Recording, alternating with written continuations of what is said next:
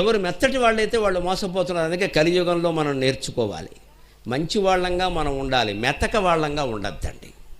ఎవరి దగ్గరైనా మనం గట్టిగానే ఉండాలి. పని మనిషి దగ్గరైనా సరే, అది మానేస్తానంటే నీ అవసరం, మానేస్తే మానేసుకో, నువ్వు లేకపోతే ఏం ఆగదు ఇక్కడ. అలాగే మానేయకే మన నెత్తిమే ఎక్కుతుందమ్మ వచ్చి ఇక్కడ. అది రేపు చుట్టాలు వస్తారు కూడాను, కొంపలంటుకుపోతే చుట్టాలు వస్తాయి. పని మనిషి విషయంలో కూడా మనం ధైర్యంగా ఉండలేము. అంత బెంగ అవసరమా? లోకు కట్టింది, ఇలా చేసుకోలేదు, చచ్చినట్టే 1000 రూపాయలు పెంచడమే ఎక్కడ? పెంచిన చుట్టేమో రాలిపోయింది, జీతం పెంచాలి ఇక్కడ.